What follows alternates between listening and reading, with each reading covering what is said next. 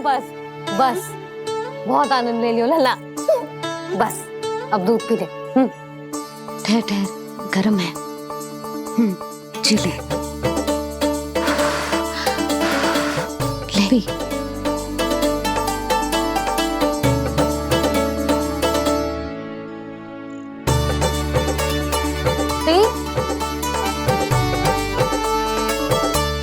मैं ना होती तो ना जाने क्या हो तो तेरा। अपने आप दूध भी ना पी सकते है, भावला कहीं का। आपकी इस प्रेम के लिए तो मैं धरती पे आया हूँ मैया। मैं भी यही सोच रहा हूँ यशोदा कि तुम ना होती तो मेरा क्या होता। इसी बात पे थोड़ा दूध और कजू खाने को दे दो। अरे मैं तो भूल ही गई। तनिक ठहर जाओ जी, दूध पी लेना तो आपके लिए भी कछु ले आती हूँ।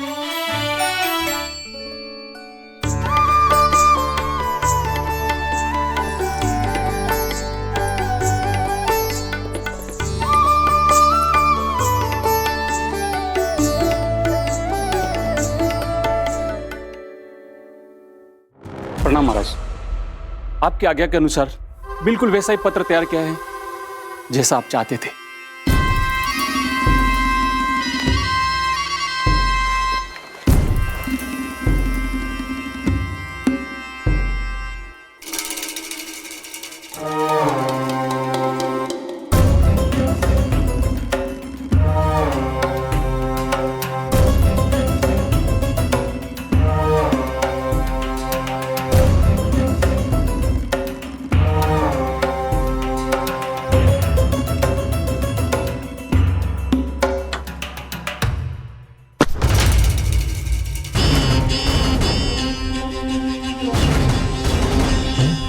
कृष्ण जन्म से लेकर आज तक ये मेरी सबसे महत्वपूर्ण योजना है। इसका सफल होना निश्चित है दूत, किंतु केवल वही करना जैसा मैंने कहा है। जाओ।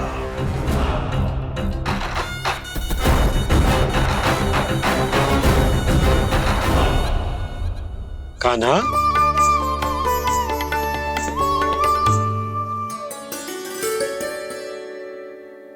क्या होगा? बाबा मैं चाहता हूँ कि मैया की ममता क्रिस्टल फ्रेम की वर्षा मुझ पे सरते ऐसे होते रहे। वो तो होती रहेगी लल्ला। अपने लल्ला के लिए किसी मैया का प्रेम कभी कम हो सकता है भला? नंदराज, वो मथुरा से एक दूत आयो है महाराज कंस का राजपत्र लेके।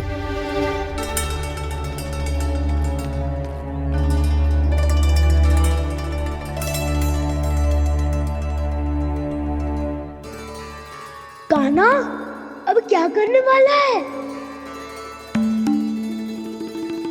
तेरे बाबा कहाँ गए? हाँ? कंस मामा का खेल आरंभ हो गया है, पर मैया वो सब सुनेगी तो व्यर्थ चिंतित हो जाएगी। बस थोड़ा बाहर गया मैया, कछु खा लिया से। बाहर इस समय? मैया क्या होगा? मैया देखो ना, पीठ पे कछु हो रहा है। मेरा हाथ ना पकड़ो, आप करो ना। दिखा यहाँ। क्षमा करना मैया, पर अभी बाबा को ही संभालने दो ये सब। कहिए, क्या संदेश लाए हैं आप? नहीं नंदराज नहीं। महाराज कंस का आदेश है कि ये संदेश सभी गांव वालों के साथ ही पढ़ा जाए। ठीक है, मैं गांव वालों के सामने पढ़ दूंगा, पर मुझे तो दीजिए पढ़ने के लिए।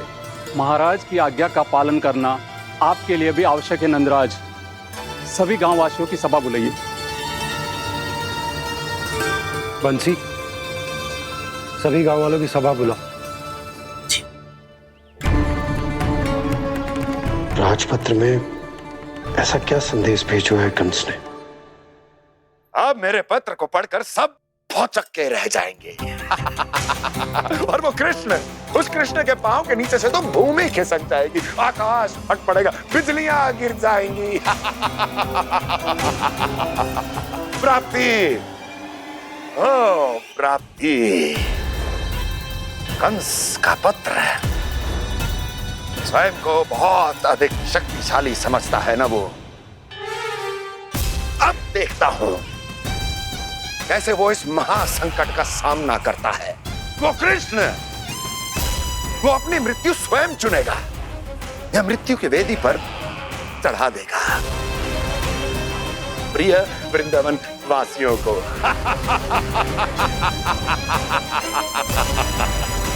अब आएगा आनंद प्राप्ति, अब आएगा आनंद। सबको इकट्ठा करवा के ही पढ़वाएगो। अवश्य ही कोई विशेष संदेश दिया होगा कंस ने। मैं भी यही सोच रही हूँ सुलक्षणा जीजी, कछु ना कछु तो विशेष है, पर जे हो क्या सकता है? ऐसा क्या हो सकता है? सभी गांव वासियों के सामने कहा जाए, कछु तो विशेष अवश्य लग रहे हैं। बाहर इतना कोलाहल क्यों हो रहा है? मैया, मैया, अब क्या होगा? मैया देखो ना, सर पे कछु हो रहा है। लल्ला, नारायण ने तुझे हाथ दिए हैं ना? पीठ की बात अन्य थी। अपने सिर की सेवा स्वयं कर। सर पे तो हाथ पहुंच रहा है ना?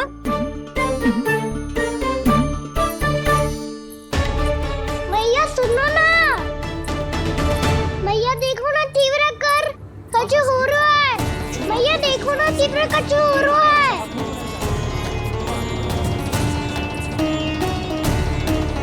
सब लोग आ चुके हैं, अपना संदेश सुनाइए आप।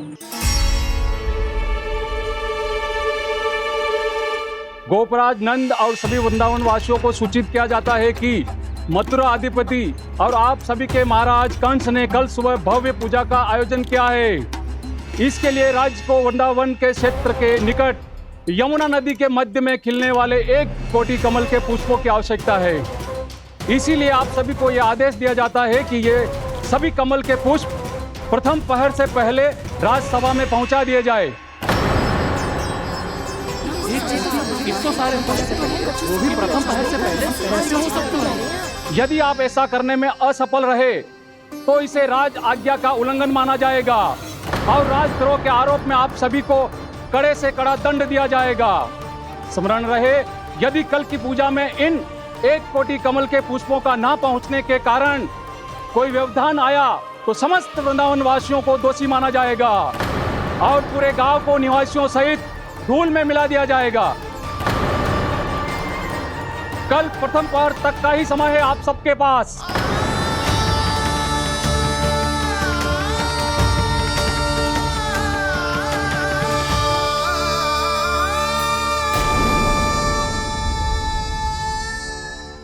एक कोटि कमल पुष्प, वो भी कल प्रथम प्रहर में? ऐसे कैसे संभव है? और कोई साधारण पुष्प ना, यमुना नदी के मध्य खिलने वाले विशेष कमल के फूल चाहिए उन्हें।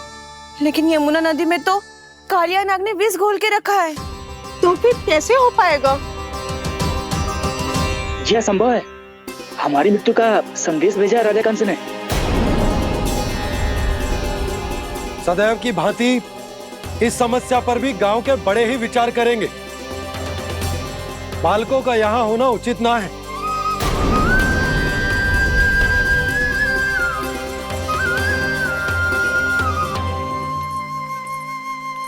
लल्ला, ले जे गेंद ले, जा अपने सखाओं के साथ खेल। सुबह उज्जवल, मधुमंगल वसंता, देखो भैया ने क्या दिया है। चलो खेले, बहुत आनंद आएगा आज।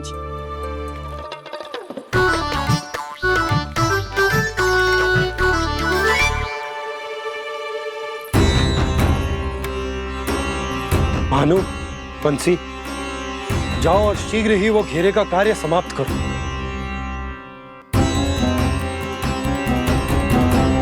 पर कछु ना कछु तो करना पड़ेगा ना। पर हम कर ही क्या सकते हैं? पुष्प लाने को और कोई उपाय है भी तो ना। मैं चला जाऊंगा जमुना जी में। वैसे भी मेरे जीवन के कितने दिन शेष बचे हैं। गांव के लिए, समाज के लिए कुछ करके मरूं, तभी तो शांति मिलेगी। ना काका, यदि आप उस विषैले जल में छलांग लगा भी दोगे, किंतु 1 कोटि कमल पुष्प एकत्रित कर पाना आपके लिए संभव ना है। इससे अच्छा है कि मैं चला जाऊं। यदि मैं मर भी गया तो मेरे पीछे रोने वाला कोई ना है। किसी को कहीं जाने की आवश्यकता ना है। गोप नरेश होने के नाते ये मेरा कर्तव्य है कि मैं आप सबकी रक्षा करूं। नंदराज, आपको जाना है तो जाओ। हरिया, काका, भैया सब चले जाओ। लेकिन आपको पता है वहाँ का जल कितना विषैला है। आप लोग एक क्षण भी जीवित नहीं रह पाओगे। फिर कैसे इकट्ठा करेंगे 1 कोटि कमल पुष्प? आप बात तो सही कह रही हैं शांति। उस दुष्ट कंस ने ऐसी मांग रख के हम सबको फंसा दी। हम में से कोई भी क्यों ना चला जाए और इस संकट का समाधान ना निकले को।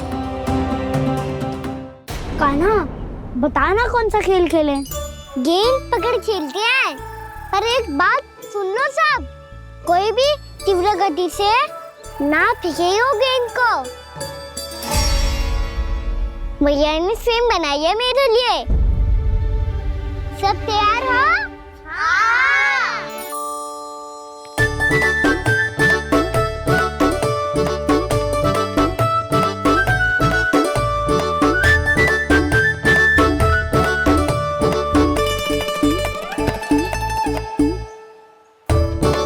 मुझे दो, मुझे दो।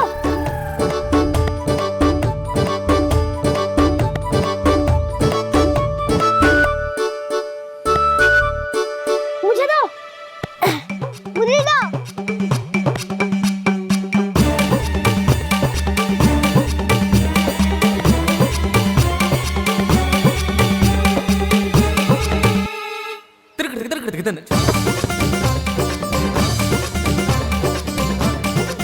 कान्हा, इतनी धीरे से फेंकेगो तो कैसे आनंद आएगो?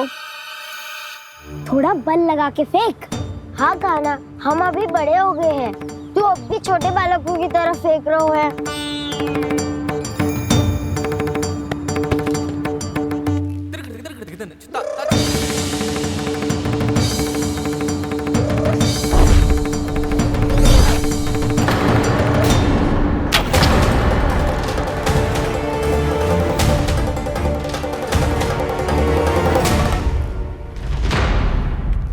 दीदी जी क्या करो कान्हा? गेंद तो डूब गई।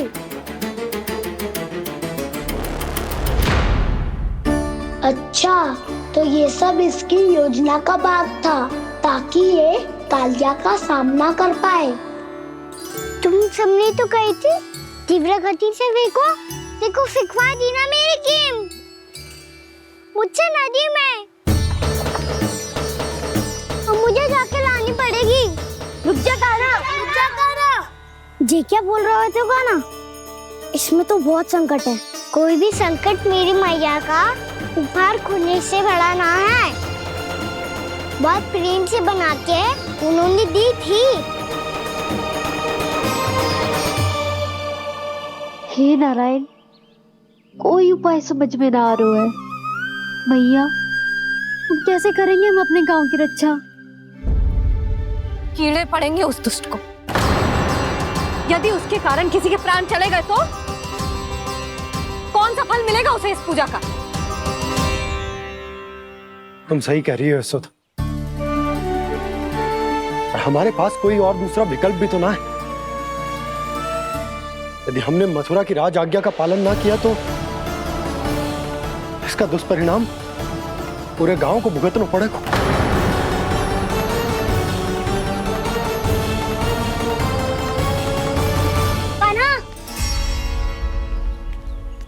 तुम्हें पता है कि तू भगवान है, दिव्य है, बहुत शक्ति है तुझमें।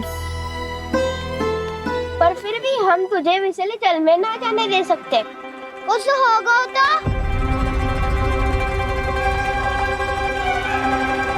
तुम सब इतनी हट कर रहे हो तो ठीक है, ना जाऊंगा। गेंद कहाँ गिरी है, कितनी दूर गई है, ये तो देख लूं।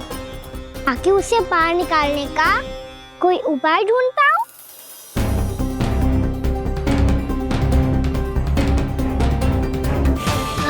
हाँ।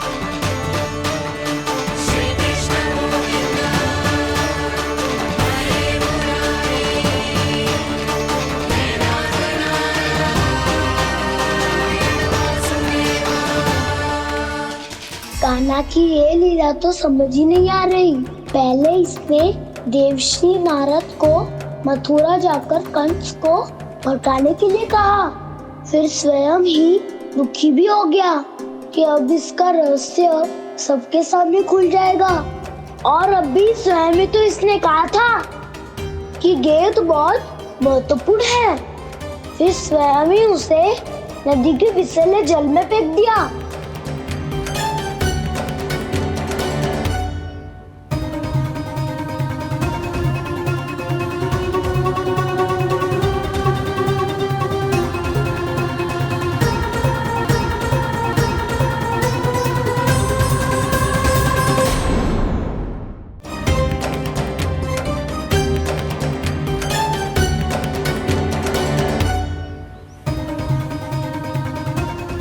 कान्हा, तू ऊपर क्यों चढ़ रहा है? अरे ऊंचाई से देखूंगा तभी तो गेंद दिखेगी।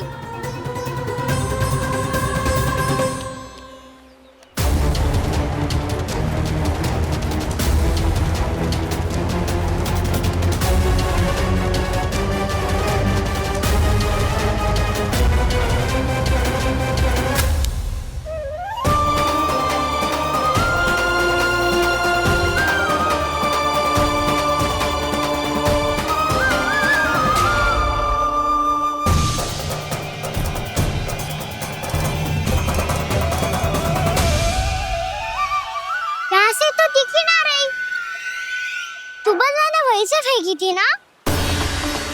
ना, वहाँ से फेंकी थी। कहाँ से? नहीं कहना वहाँ से। समझ ना आ रहा, ठीक बताना कहाँ से फेंकी थी?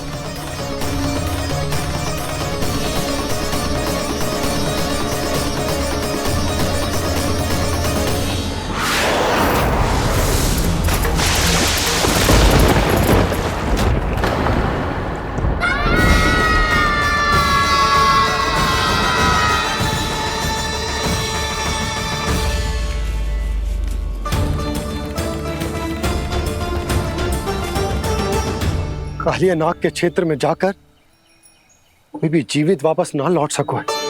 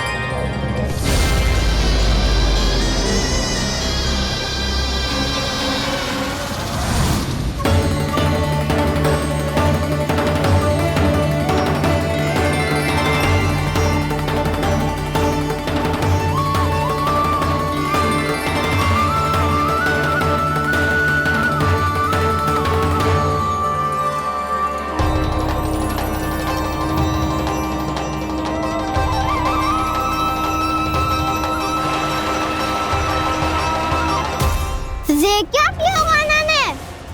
कालिया नाग तो उसे देखते ही निकल जाएगा।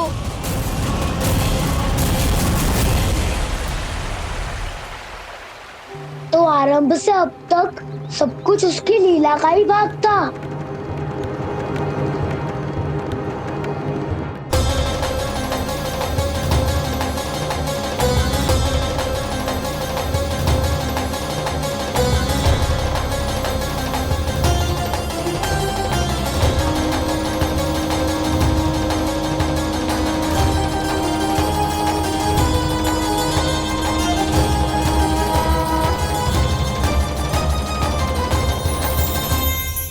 इतना सुंदर रूप, मनमोहने वाली मुस्कान, अद्भुत तेज और भगवान जैसी दिव्यता। कौन हो तुम? हाँ, तुम्हें देखकर तो हम सब सम्मोहित ही हो गए।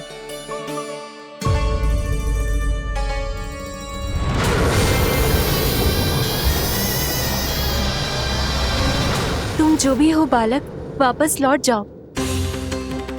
हमारा हृदय तुम्हें ही देखते रहना चाहता है, किंतु यदि हमारे पति जाग गए तो तुम्हें अवश्य हानि पहुंचाएंगे। ये बहुत विषैले है बालक, कालकोट जैसे भयानक। इनके विष से तुम नहीं बच सकोगे। नंदराज, कालिया नाग के विष का प्रभाव बढ़ते ही जा रहा है। पहले 8 कोस तक उसके विष का प्रभाव था, अब तो 1 योजन से अधिक क्षेत्र में फैलो है। जल पीने के प्रयास से अनेक पशु मारे गए हैं और नदी के निकट के वृक्ष और वनस्पति सब नष्ट होने लगे।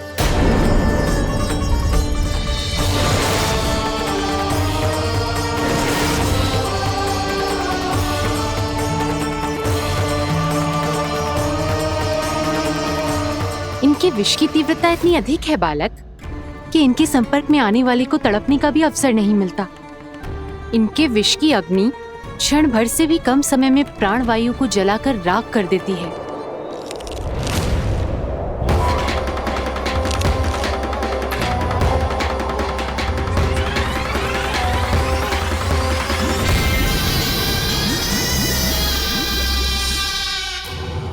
तब तो समस्या और भी गंभीर हो जाएगी। मैंने तो सुनो है कि कालिया नाग कम से कम 2 योजन लंबा है, सैकड़ों फन है उसके।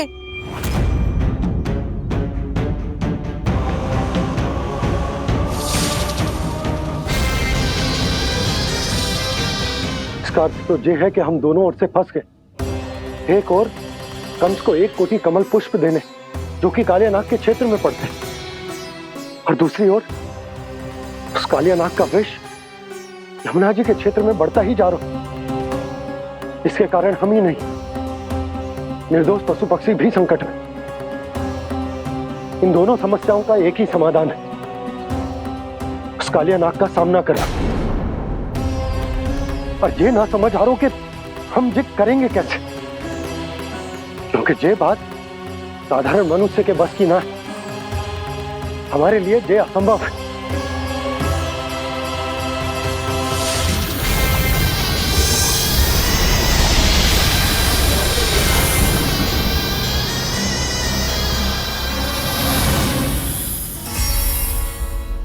अब तो तुमने अपनी आंखों से भी देख लिया बालक, ये कितने विषैले हैं। नींद में भी विष उगलते हैं। इससे पहले कि तुम्हें कुछ हो जाए, चले जाओ यहाँ से, मान लो हमारी बात। आप सब मुझे जानती भी नहीं और फिर भी मेरी इतनी चिंता कर रही हैं आप। माँ की ममता भेदभाव नहीं जानती। तुम भी किसी के पुत्र हो और हम सब भी माँ हैं। एक माँ को हर बालक में अपनी ही संतान दिखाई देती है, इसलिए हम तुमसे विनती करते हैं, वापस चले जाओ, बचा लो अपने प्राण। मेरी चिंता मत कीजिए, मुझे कुछ नहीं होगा। होगा, अनर्थ होगा यदि ये उठ गए तो।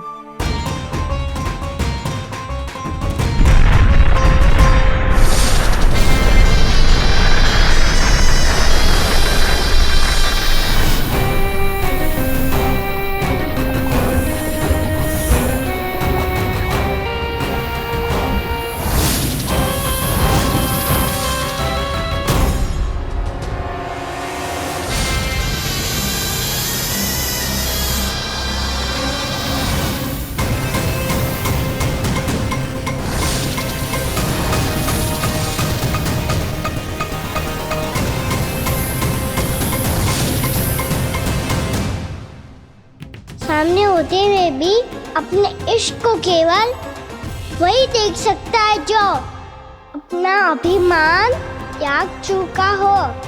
पर पूर्व जन्म में मेरा भक्त होने के नाते मेरा सत्य स्वरूप देख पाने में मुझे इसकी सहायता करनी चाहिए।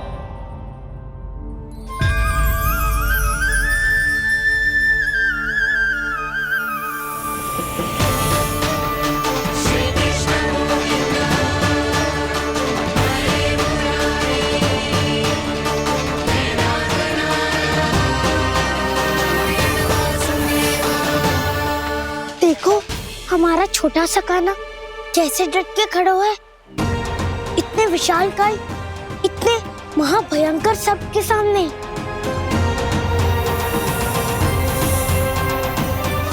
ये कोई भगवान नहीं है जो इसके सामने हाथ जोड़ रही हो तुम सब।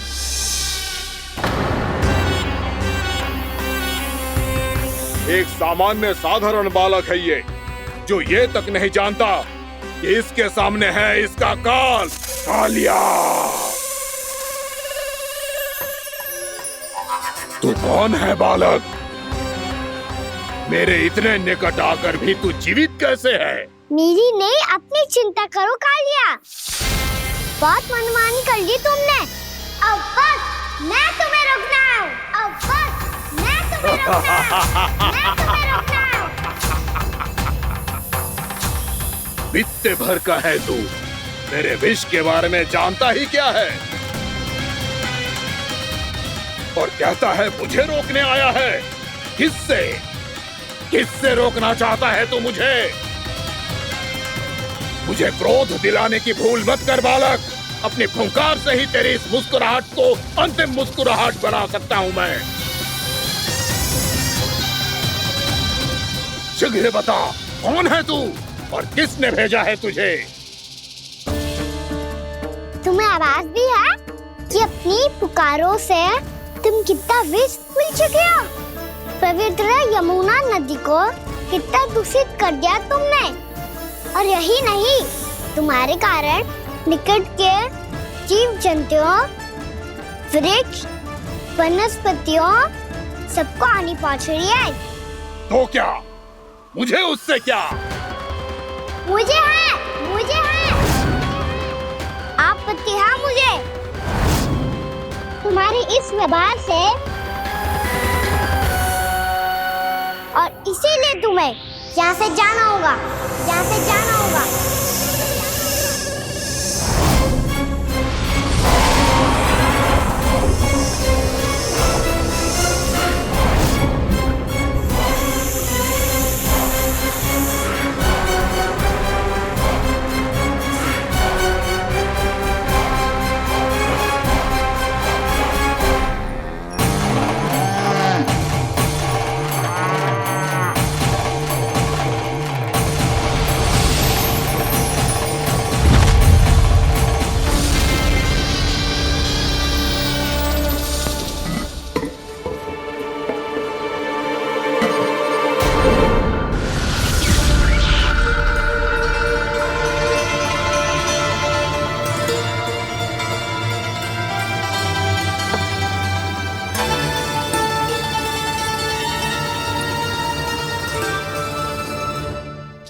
मुझे आदेश देने का साहस भी कैसे किया तूने? इस क्षेत्र को मैंने अपना राज्य बनाया है, मेरा परिवार रहता है यहाँ, और तू मुझे यहाँ से जाने के लिए कह रहा है? हाँ, क्योंकि तुम्हारे यहाँ रहने के कारण अन्य जीवों को हानि हो रही है, और मैं ऐसा नहीं होने दे सकता। मैं तो बस वही कर रहा हूँ जो एक सर्प का स्वभाव है। विष फैलाना स्वाभाविक है मेरे लिए, इसलिए मुझे चुनौती मत दे बालक। चुनौती तो मैं दे चुका हूँ कालिया। अब तो बस तुम्हें स्वीकार करनी है।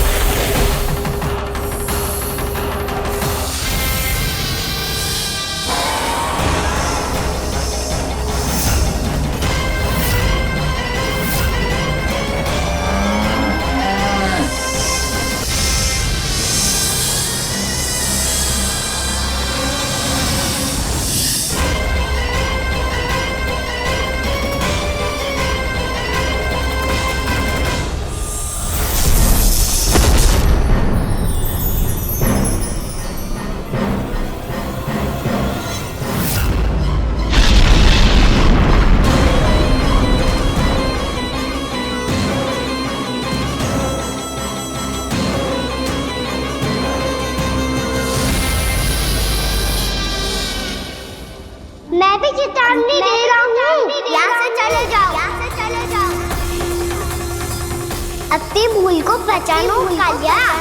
तुम जो कर रहे हो अनुचित है।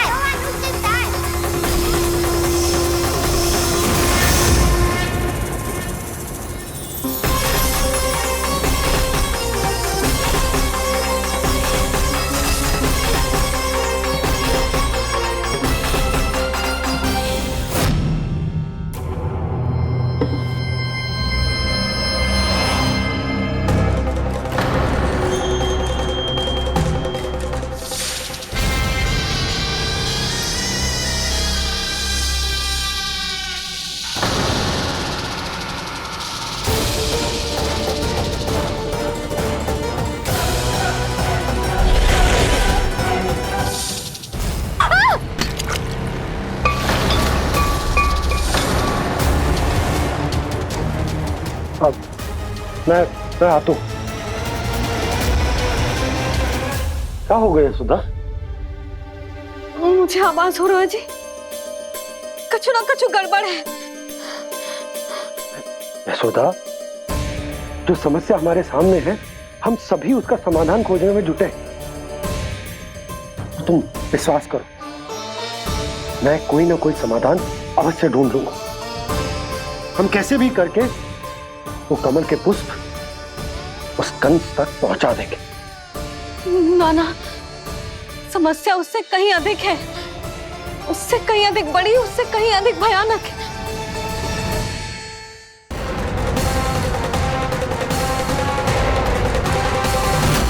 विस्की ये बूंद से ही सबके प्राण चले जाते हैं। इसने तो विस्की धारियां फेंकी है खाना पे। कान्हा कैसे बच्चे को अधिक विष से? इसका विष तो क्या, ये सर स्वयं भी छू तक नहीं पाएगा हमारे कान्हा को।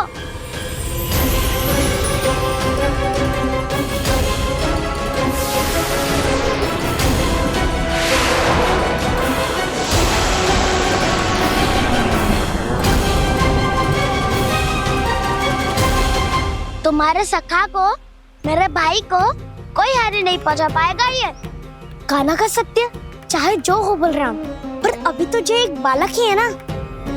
देखो कैसे विष के कारण स्थिर हो गया है।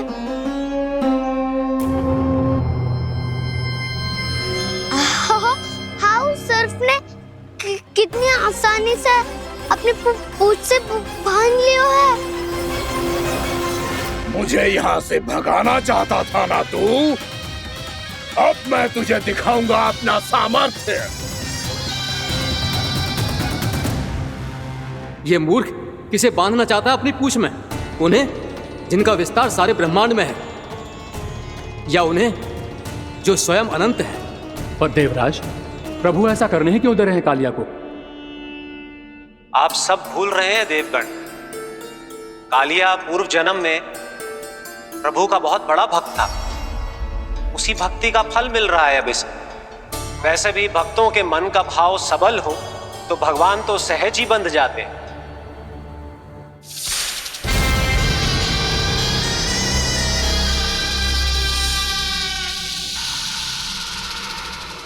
बलराम, तुमने ही तो कही थी कान्हा को कछु ना होगो। देखो उस दुष्ट ने चारों ओर से जकड़ लियो है।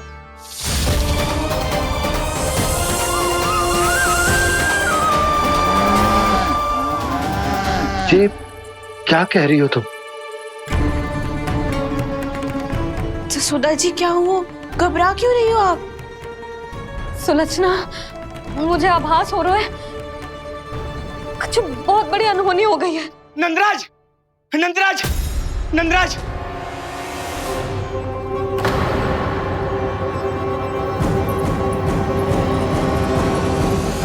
नंदराज, कान्हा ने जमुना नदी में छलांग लगा दी है। कान्हा ने जमुना नदी में छलांग लगा दी है।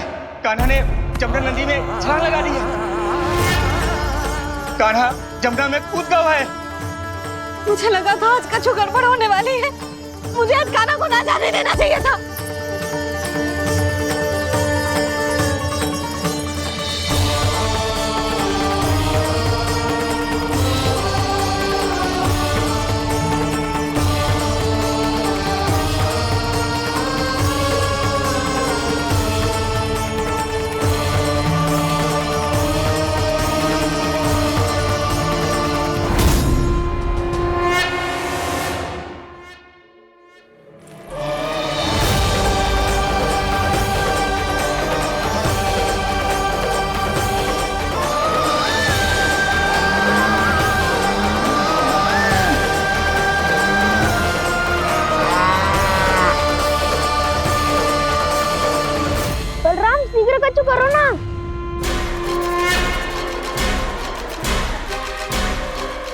कुछ भी करो पर कान्हा को बचाओ।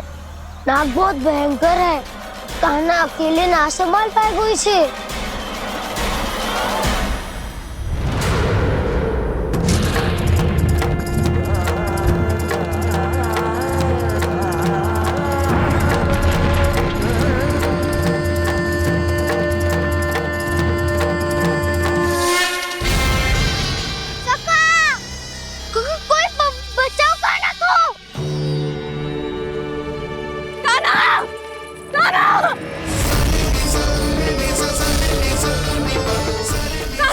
यशोदा, यशोदा रुको।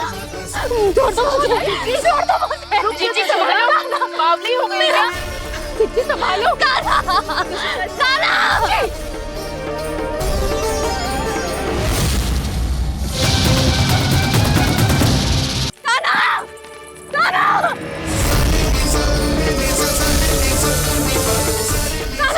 यशोदा, यशोदा रुको। छोड़ दो मुझे, छोड़ दो मुझे। रुक जीजी, संभालो, बावली हो गई है। जीजी संभालो। कान्हा, कान्हा। देखो अब कैसे तुम्हारे अस्थियों को तोड़कर छोटे छोटे टुकड़ों में बदल दूंगा मैं।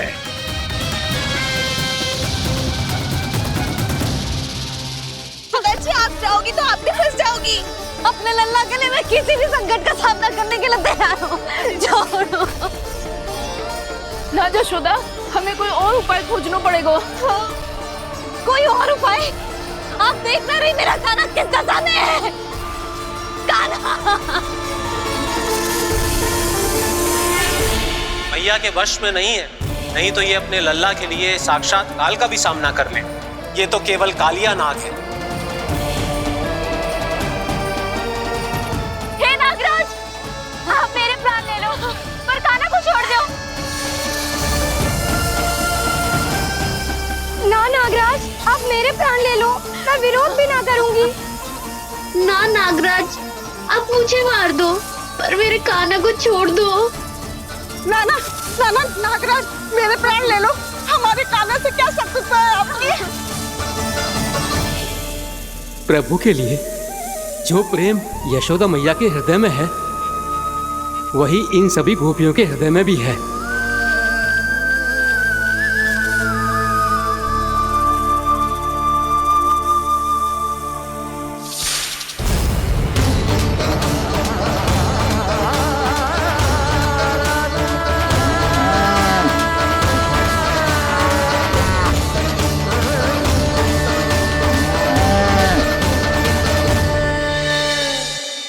यशोदा, यशोदा,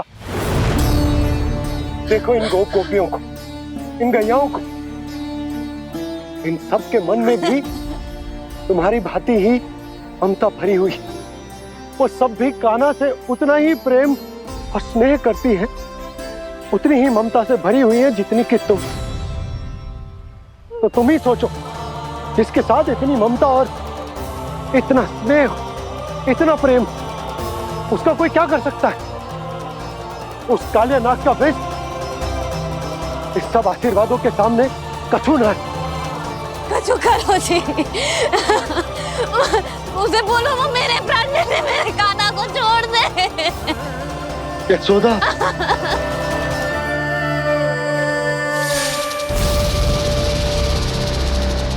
केवल इन्हीं में नहीं देवराज, नाग पत्नियों के हृदय में भी ममता का वही प्रेम उमड़ रहा है। देखिए। मैं आपके हाथ जोड़ती हूँ स्वामी, इस बालक को छोड़ दीजिए। ये अवश्य ही कोई दिव्य आत्मा है स्वामी। हम आपसे विनती करते हैं स्वामी, इस नन्हे बालक को हानि मत पहुंचाइए स्वामी। मेरी पत्नियां मेरे ही शत्रु के लिए विनती कर रही हैं। अब यदि इसके पक्ष में एक शब्द भी कहा तुम सबने, तो मैं इस बालक से पहले तुम सबके प्राण ले लूंगा। हो रहा प्रसन्न नाग कालिया, विजय को निश्चित जान। रोते बिलखते व्याकुल सब संकट में देख कान्हा के प्राण।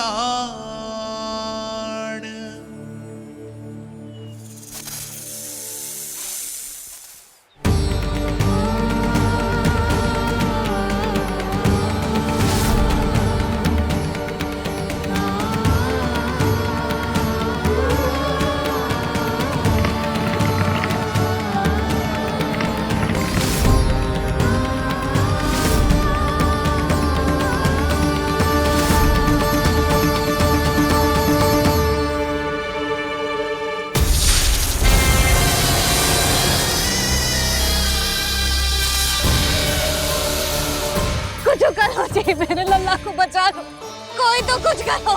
जीजी संभालो जी सुना। यशोदा, यशोदा तुम शांत हो जाओ, मैं कान्हा को वापस लेकर आऊंगा, मैं रक्षा करूंगा उसकी। ना नंदराज, नंदराज नहीं। कम से कम आप तो समझो नंदराज, कालिया के पास आप जाओगे तो आप भी फंस जाओगे।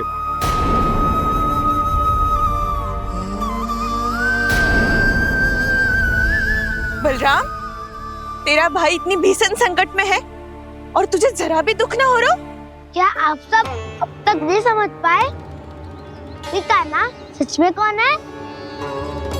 छोटे बाबा, आप तो उसका सत्य जानते हैं ना?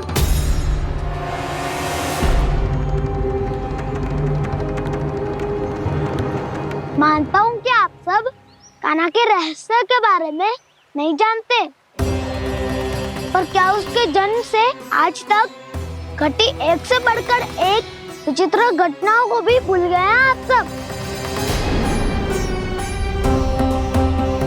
भूल गए हैं कि कैसी पूतना जैसी राक्षसी उसका कुछ बिगाड़ नहीं पाई, कैसे तरनावती जैसा भयानक राक्षस उसे एक खरोच भी नहीं दे पाया था।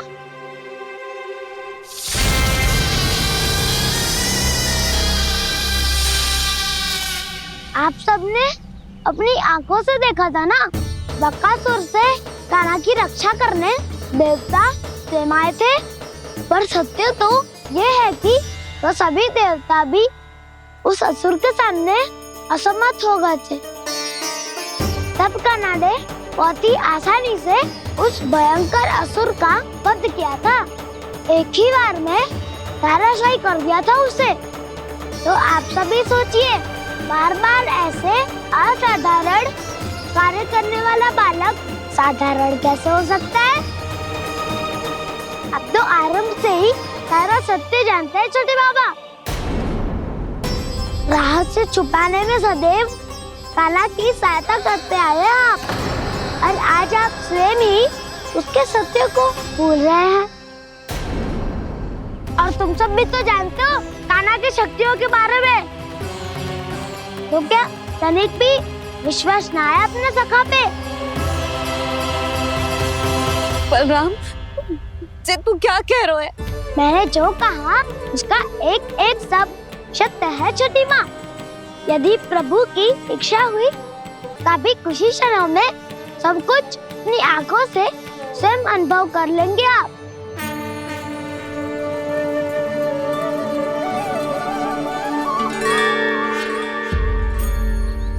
शांताकारं भुजगशयनं पद्मनाभं सुरेशं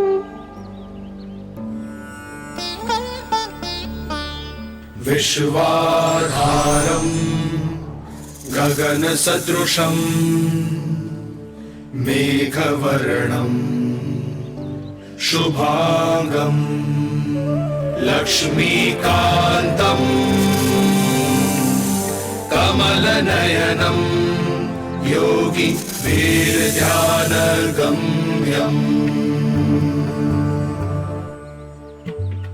वन्दे विष्णुं भवभयहरं सर्वलोकैकनाथम्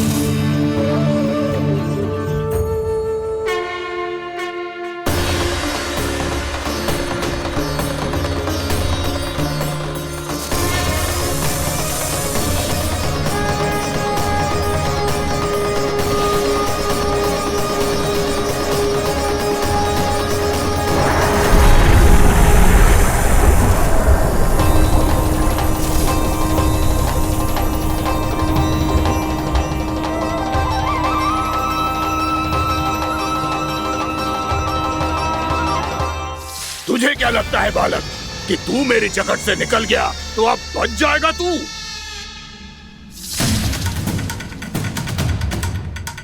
मेरे विष से अपनी प्राण रक्षा करने में सफल रहा, मेरी जकड़ से भी छूट गया, पर मेरे दंश से नहीं बच पाएगा।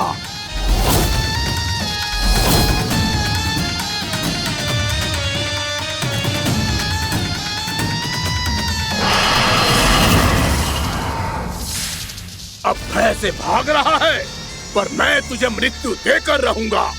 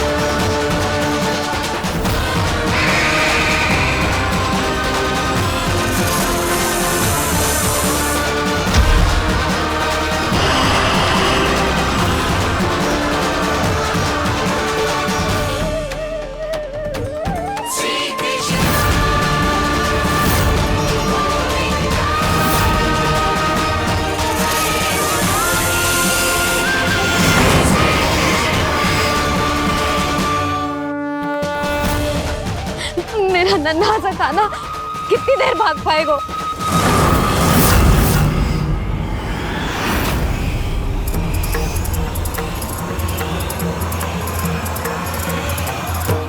और कितनी प्रतीक्षा करोगे मेरी भक्त कालिया? भक्त नहीं, काल हूं मैं तेरा। जब अहंकार का मुकुट बुद्धि को ढक लेता है तो भक्त अपने भगवान को भी नहीं पहचान पाता। व्यर्थ की पहेली में मत उलझा बालक, ना मैं भक्त हूँ और ना तू भगवान।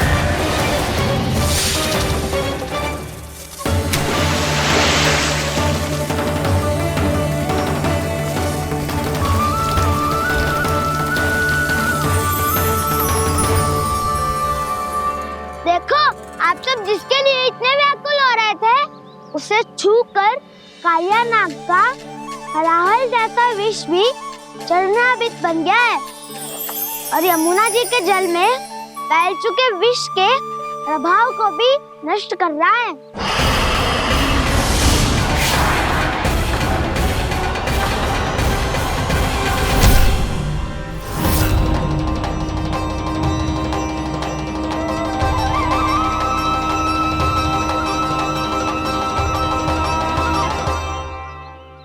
धर्म रक्षक अधर्म विनाशक प्रभु श्री कृष्ण का कौशल सचमुच अद्वितीय है।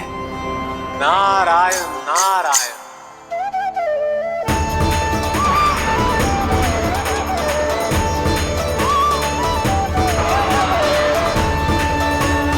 मेरा भार तुम्हारे भीतर के अहंकार का प्रतीक है कालिया। अब तुम्हारा अहंकार, तुम्हारा अभिमान मेरे पाँव के नीचे है और तुम्हारी पूंछ अर्थात तुम्हारे प्राण मेरे हाथ में। अब तुम क्या करोगे भक्त?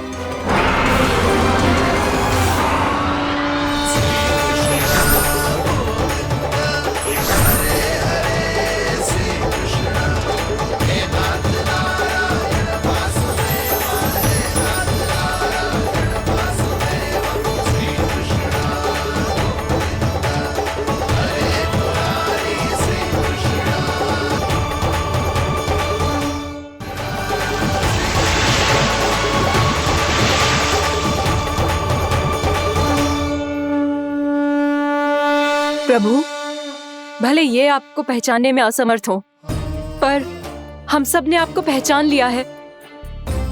हाँ प्रभु, एक भक्त होने के नाते और एक अर्धांगिनी और माँ होने के नाते मैं आपसे इनके प्राणों की भिक्षा मांगती हूँ। अपनी कृपा दिखाइए और इन्हें क्षमा कर दीजिए। आपके लिए मित्र और शत्रु में कोई अंतर नहीं प्रभु। उसी तरह आपकी कृपा और दंड में भी कोई अंतर नहीं। दोनों दया ही तो हैं, अकारण ही किसी को प्राप्त नहीं होती। हमें विश्वास है कि हमारे पति को मिला ये दंड कोई अभिशाप नहीं है, आपका वरदान है।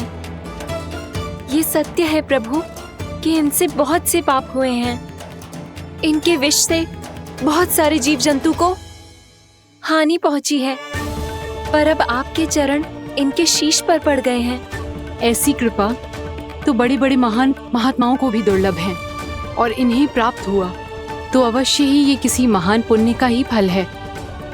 हे प्रभु, उन्हीं पुण्य कर्मों की शक्ति का आह्वान कर मैं आपसे विनती करती हूँ, इन्हें प्राण दान दीजिए। मैं अपने इस भक्त को क्षमा अवश्य करूंगा देवियों, यदि ये अपने अहंकार को त्याग कर मुझे पहचान ले तो।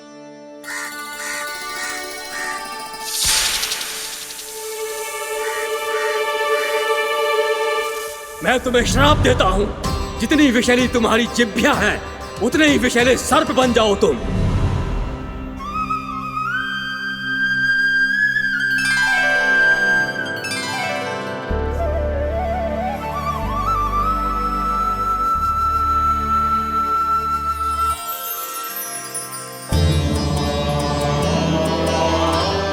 नारायण, मुझे क्षमा कीजिए नारायण।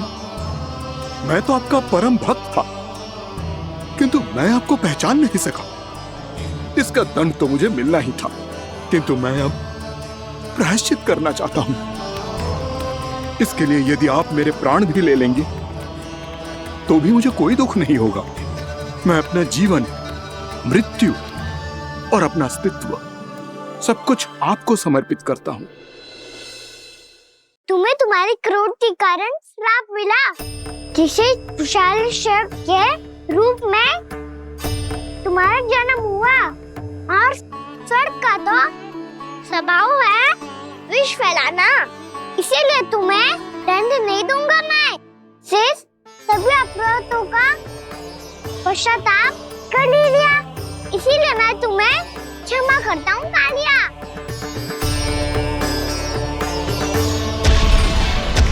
पर तुम्हें यहाँ से दूर समुद्र के बीच जाकर रहना होगा, जहाँ किसी निर्दोष का जीवन तुम्हारे विष से प्रभावित ना हो। मैं चाहकर भी आपकी इस आज्ञा का पालन नहीं कर सकता। मैं असमर्थ हूँ प्रभु, क्योंकि यदि मैं इस क्षेत्र को छोड़कर गया तो मेरी मृत्यु निश्चित है। आपसे क्या छुपा है प्रभु? आप तो जानते हैं कि सर्प जाति और आपके वाहन गरुड़ के बीच अनंत शत्रुता चल रही है, जिसका प्रारंभ नागों के द्वीप नागालय से हुआ था। उस द्वीप पर छोटे जीवों को निगल जाने के लिए सर्प थे, और गरुड़ को सर्पों का स्वाद बहुत प्रिय था, इसलिए वो बार बार नाग द्वीप जाने लगा था। पर इस कारण पूरी सर्प जाति उससे आतंकित हो गई थी। इसलिए जब भी गरुड़ वहां पहुंचता तो सभी सर्प छिपने लगते। जब गरुड़ को इसका आभास हुआ तो उसे बड़ा क्रोध आया और वो उत्तेजना में भरकर सर्पों का शिकार करने लगा। भूख ना होने पर भी उन्हें मारने लगा। अब सर्पों के प्राण हरना उसके लिए खेल बन गया था। इस भीषण समस्या का समाधान ढूंढने के लिए पूरी सर्प जाति महान सर्प वासुकी के सामने इकट्ठी हुई। हे महान वासुकी, हमारी सहायता कीजिए। नागद्वीप पर गरुड़ ने आतंक मचा दिया है। पहले तो वो हमें अपना भोजन बनाता था, लेकिन अब हम उसके खेल का साधन बन चुके हैं।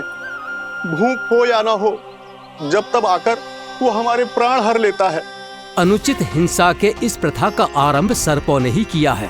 पहले आप सबने पूरे द्वीप पर अधिकार कर लिया, फिर आहार के साथ साथ आनंद के लिए भी आप सभी ने निर्दोष जीवों की हत्या की। और जब सृष्टि का संतुलन बनाए रखने के लिए गरुड़ आपको अपना आहार बनाने आया तो आप सब अपने प्राणों की रक्षा के लिए छिपने लगे। तो फिर गरुड़ का उत्तेजित होना तो स्वाभाविक ही था। नागनाथ, जो हमने अन्य जीवों के साथ किया वही अब हमारे साथ हो रहा है, परंतु ये भी तो सृष्टि के संतुलन के विरुद्ध ही है ना?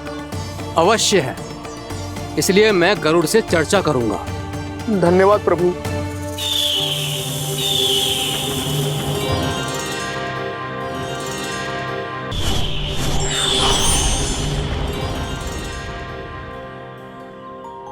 श्री नारायण के वाहन पक्षीराज गरुड़, मैं संपूर्ण सर्प जाति की ओर से आपसे एक निवेदन करने आया हूँ।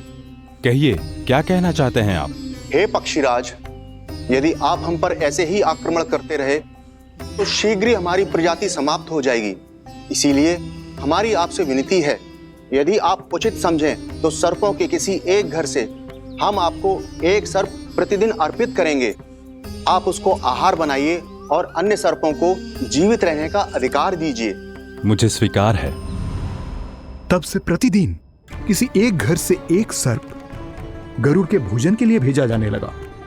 समय के साथ मेरे घर की भी बारी आई, परंतु मैंने एक बहुत बड़ी भूल कर दी। समय आ गया है स्वामी, आज गरुड़ के आहार के लिए इसे चुना गया है। कौन है यह गरुड़ और क्यों दूं मैं इसे कोई भेंट? स्वामी, सभी सर्प राज्यों और गरुड़ के बीच में यही समझौता हुआ है, हमें इसका सम्मान करना ही होगा।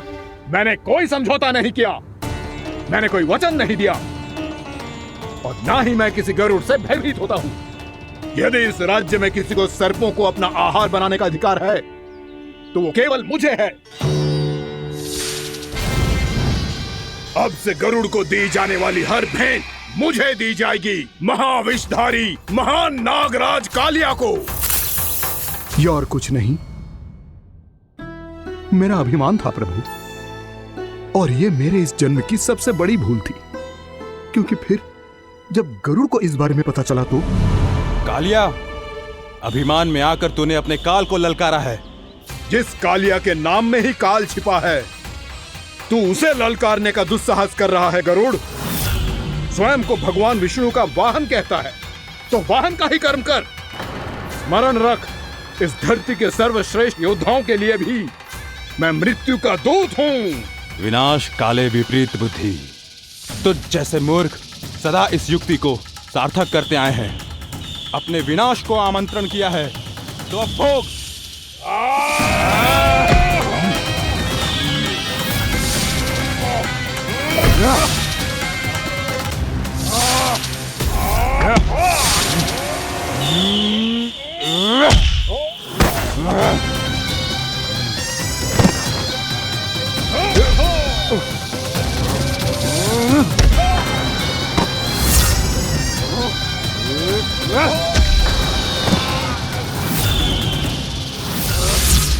जिसने मेरा भोजन चुराने की धृष्टता की है वो इसी योग्य है। तू मुझे जानता नहीं है गरुड़, मैं महाविषधारी नाग कालिया हूँ। तेरा इतना दुस्साहस कि तूने मुझ पर चरण से प्रहार किया।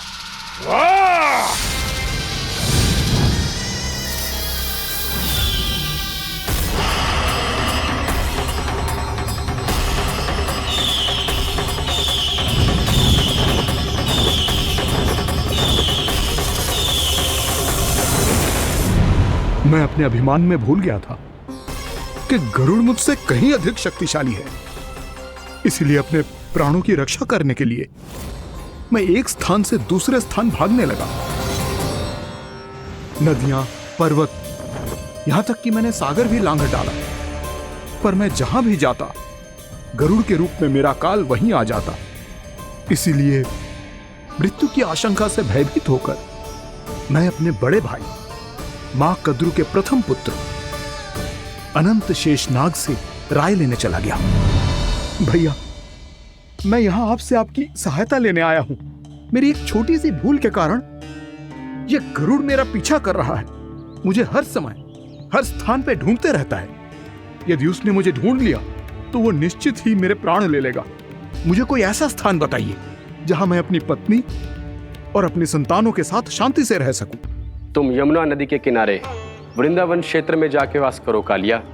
गरुड़ वहां प्रवेश नहीं कर सकता क्योंकि उसे ऋषि सोबरी का श्राप मिला हुआ है।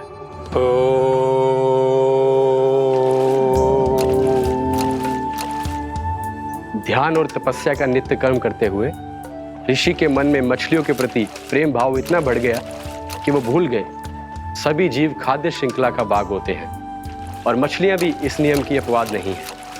उन्हें मछलियों की अटखेली इतनी अच्छी लगने लगी कि वो इस क्षेत्र के मछुआरों को भी मछली पकड़ने की अनुमति नहीं देते थे।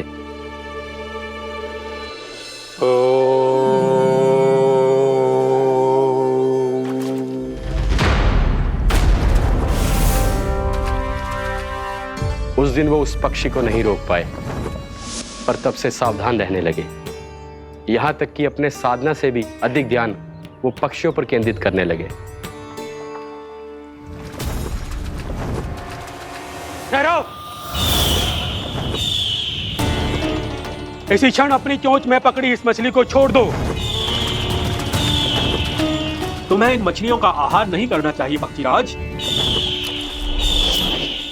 ये तो खाद्य श्रृंखला का नियम है ऋषिवर। यदि मैं इनका आहार नहीं करूंगा तो कोई और पक्षी कर लेगा। मैं अपने आनंद या प्रतिशोध के लिए इनके प्राण नहीं ले रहा। ये तो बस मेरा भोजन है। पर यह मेरा तपस्या स्थल है। तुम यहाँ शिकार करके मेरी साधना में विघ्न नहीं डाल सकते पक्षीराज। यदि आपकी यही इच्छा है तो मैं आज के बाद यहाँ नहीं आऊंगा।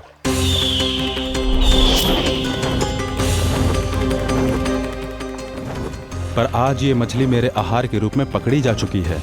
मैं वचन देता हूँ ऋषिवर, इस स्थान पर यह मेरा अंतिम शिकार होगा।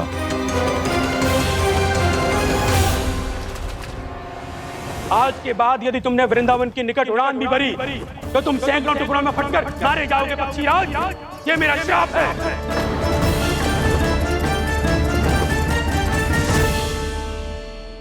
और इसीलिए भैया शेषनाग के सुझाव के अनुसार मैं यहां आ गया।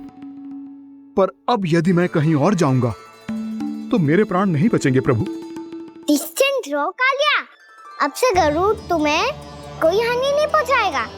अब तुम्हारे फनों पर मेरी पक्षिंग बन गए कालिया, इसीलिए अब से तुम्हें गरुड़ से कोई भय नहीं होगा। निश्चिंत होकर अपने परिवार के साथ गहरे समुद्र में चले जाओ और सुख से शांति से निवास करो। पर ध्यान रहे निर्दोष जीवों को हानि ना पहुंचे। आपने मुझे जीवन दान दे दिया प्रभु, इस उपकार से मैं कृतज्ञ हूँ प्रभु। आदेश दीजिए, मैं आपकी सेवा कैसे करूं? तुम्हारे जल क्षेत्र से 1 कोटि कमल पुष्पों को लेने की अनुमति दे दो कालिया। यह मेरी सेवा होगी। प्रभु, ये तो मेरा सौभाग्य होगा।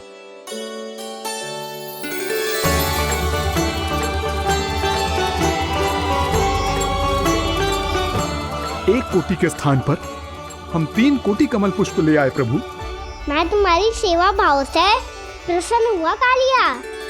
रमणक द्वीप पर चले जाओ ताकि तुम्हारे कारण फिर कभी किसी निर्दोष जीव को हानि ना पहुंचे और न ही तुम्हारा विष मेरे प्रिय यमुना नदी के जल को दूषित कर पाए। मैं तुम्हें आशीर्वाद देता हूँ। आज यहाँ मेरे द्वारा तुम्हें दिए गए इस आदेश का स्मरण जो भी भक्त करेगा और प्रातः काल और संध्या काल में इसका उच्चारण करेगा, उसे फिर कभी किसी संकट से कोई भय नहीं होगा। ये स्थान अब से कालियाकुंड के नाम से जाना जाएगा। यहाँ पर स्नान करने वाला और देवताओं को इस क्षेत्र से जल का अर्घ्य देकर प्रसन्न करने वाला भक्त यदि मेरा स्मरण करके पास रखेगा तो वो अपने सभी पापों से शीघ्र ही मुक्त हो जाएगा।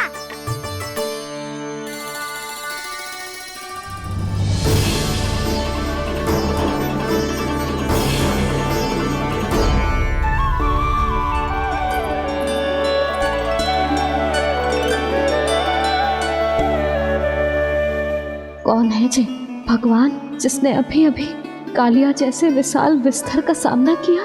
क्या एक साधारण बालक जो शीत की अधिकता से ठिठुर रहा है? क्या करूं? मैं लल्ला को ममता के आंचल में छुपा लूं या भक्त बनकर प्रभु की लीला देखती रहूं? क्या करूं मैं? कितना ठंडा था जल, बहुत सर्दी लग रही है। सर्दी से तड़पते हुए कैसे देखूं इसे? अभी जाके अपने पल्लू से सुखाती हूँ, हृदय से लगा के स्नेह की आंच दूंगी तो सर्दी पल भर में छूमंतर हो जाएगी।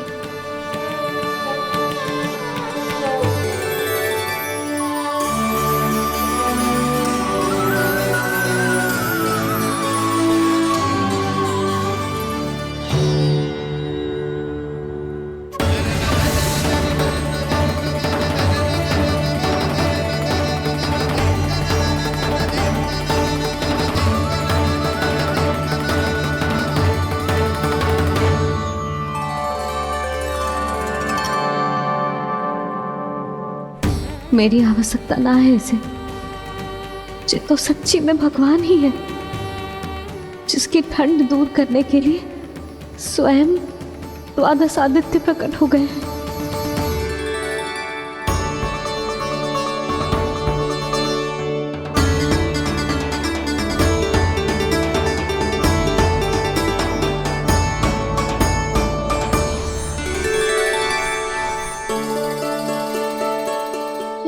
किया आपने?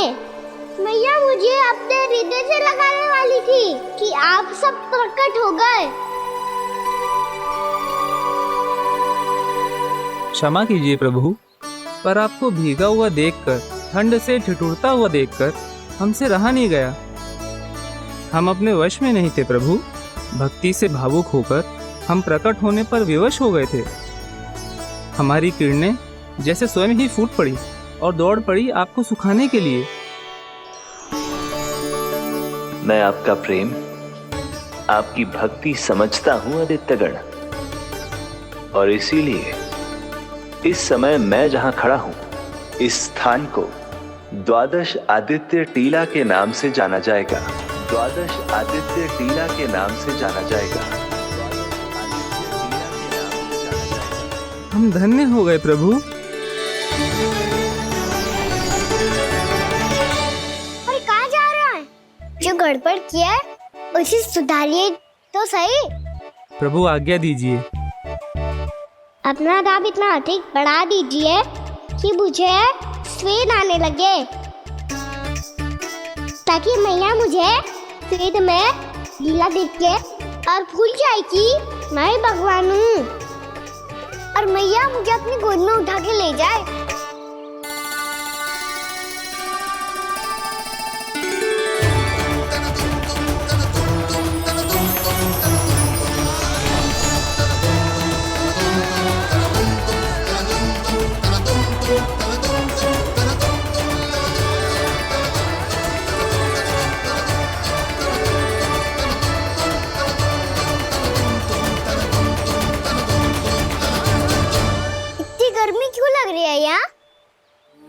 स्वेद की एक बूंद भी आती थी तो मैं अपना आंचल लेकर पहुंच जाती थी इसके पास। जानती ही नहीं थी कि चेतु स्वयं वायुदेव को आदेश दे सकता है कि वो बहने लगे और उसका सारा स्वेद सुखा दे। वायुदेव की आवश्यकता नहीं है मैया, मुझे आप ही चाहिए। लगता है जिस बात का है था वही सत्य होने लगी है। भैया मेरे भगवान रूप को भूल नहीं पाएगी और अब मेरे लिए उनके सत्य छुपा कर रख पाना कठिन हो जाएगा। कृष्णा कृष्णा हरे कृष्णा कृष्णा कृष्णा मुरली मनोहर कृष्णा गोपाला गोविंदा हे दामोदरा।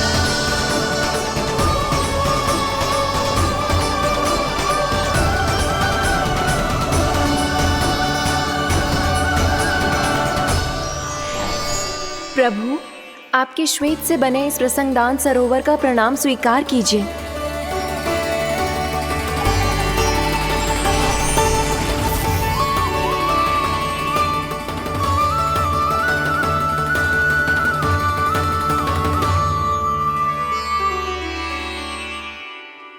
ओहो, इस चमत्कार को देखकर भैया को और भी अधिक विश्वास हो जाएगा कि मैं भगवानी हूँ। अब कैसे मनाऊं मैया को कि मैं इनका लाई हूँ। बाबा है ना, अब तो यही सहायता करेंगे। श्री कृष्णा गोविंदा हरे हरे श्री कृष्णा गोविंदा हरे हरे श्री कृष्णा हरे मुरारी श्री कृष्णा श्री कृष्णा श्री कृष्णा।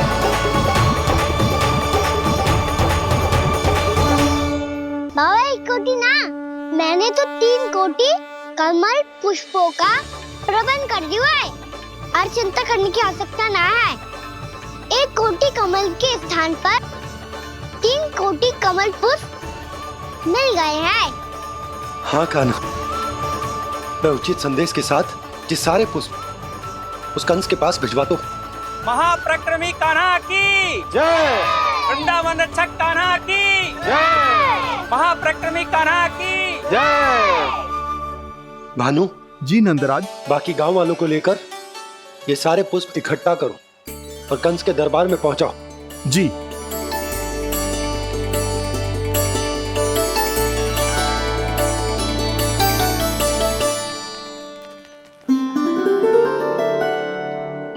मैया, कौन हो तुम? मुझे पता था मैया, जब आपको सत्य पता चलेगा तो आप मुझे मैया की तरह स्नेह ना कर पाओगी, इसलिए आज तक सत्य छुपा तो आया हूँ ताकि आपकी ममता, आपका प्रेम अनुभव करने का अवसर मिलता रहा है मुझे। और फिर आज को बताया था ना, जो रहस्य तुमने बरसों तक छिपाया था उसका भेद खुलने में तुम्हारा ही योगदान है। मुझे कालिया के शीश पर अपने पद चिन्ह रखकर उसे मुक्त कराना था दाऊ, वचन दिया था मैंने उसे। इसके अतिरिक्त निर्दोष पशु पक्षियों के जीवन को कालिया के विष से ही बचाना था मुझे। इसमें कंस को तो सम्मिलित करना ही था ताकि जब मैं कालिया का सामना कर रहा हूँ तो वो किसी और असुर को समस्या बनाकर वृंदावन ना भेज दे। पर इस सबसे बड़ा एक कारण और था दाऊ, मैं चाहता था कि मैया को सत्य पता चल जाए। पर क्यों कहा ना? क्योंकि मुझे लगने लगा था कि मैया से ये रहस्य छुपाकर इनके साथ धोखा कर रहा हूँ। अपराध बोझ से दबा जा रहा था मैं।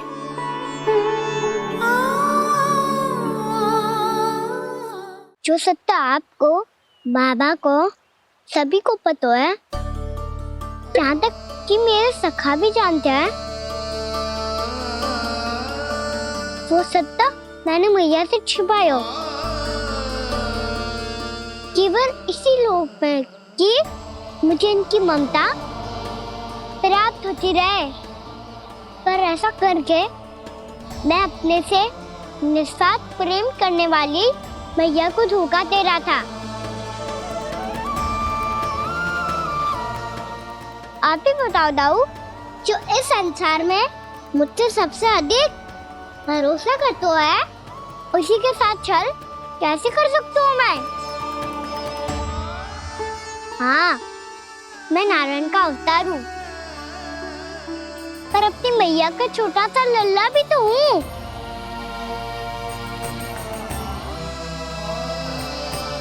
इसीलिए तो यमुना जी में छलांग लगाने का एक कारण इस गेंद को लेने जाना भी था। स्नेह से बनाई थी मैया ने गेंद, इसे अपने से दूर कैसे होने देता मैं? आपको आभास भी ना है मैया कि आप मेरे लिए कितने महत्वपूर्ण हो। ये सत्य है कि सभी देवता, प्रकृति, भक्त, ये सब है मेरा ध्यान रखने के लिए, मेरी सेवा करने के लिए। पर क्या इनमें से कोई भी मेरी मैया का स्थान ले सकता है? और आप भी तो यही चाहती थी कि मैं आपका लल्ला बन के आऊं, आज जैसे आपने मुझे अपनी गोद में लिटा रखा है, क्या कुछ ऐसा नहीं हो सकता कि शीघ्र ही मुझे आपको अपनी गोद में खिलाने का अवसर मिल जाए? मैया, नारायण का अवतार होना क्या इतनी बड़ी समस्या है कि आप हृदय से भी राह लगा सकते? मैया,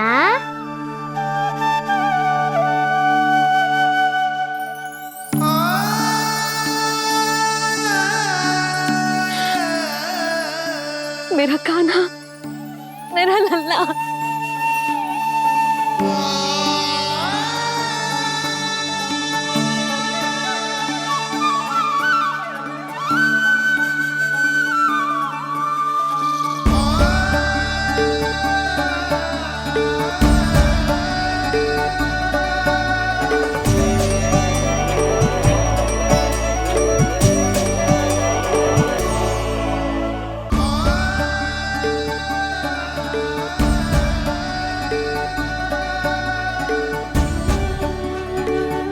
जे सत्य है कि जे जानने के बाद कि तू श्री नारायण का अवतार है,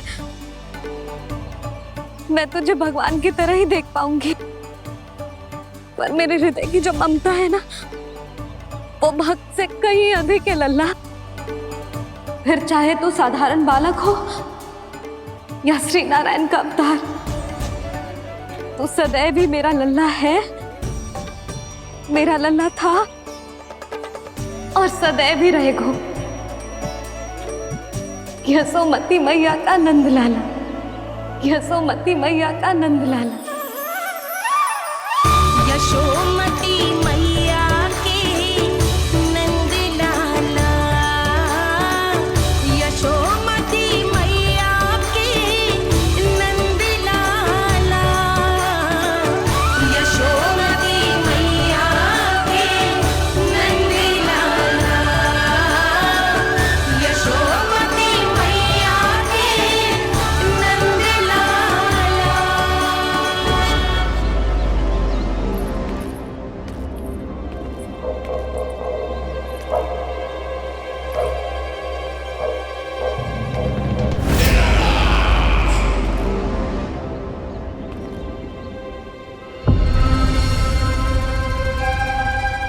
क्या है ये साला? वृंदावन से पत्र आया है महाराज। विनती की गई है कि इसे आपके सामने पढ़ा जाए। पढ़ो। शीघ्र करो। महाराज कंस, पूजा के लिए आपको 1 कोटि कमल पुष्पों की आवश्यकता थी। वृंदावन वासियों की ओर से मैं आपको 3 कोटि पुष्पों की भेंट भेज रहे हूँ। कृपया अतिरिक्त पुष्पों को अपनी गोप प्रजा की विनम्र श्रद्धांजलि समझकर स्वीकार करो महाराज। आपको ये जानकर प्रसन्नता होगी कि जैसे ही मेरा पुत्र कृष्ण कालिया नाग के सामने पहुंचो, वो महाभयंकर नाग भी आपके भय से कांप उठा और स्वयं ही ये सभी पुष्प हमारे द्वार पे पहुंचा गए। यदि आपको अब भी आवश्यकता हो तो और भी पुष्पों का प्रबंध किया जा सकता है। आपका विनीत गोपराज नंद।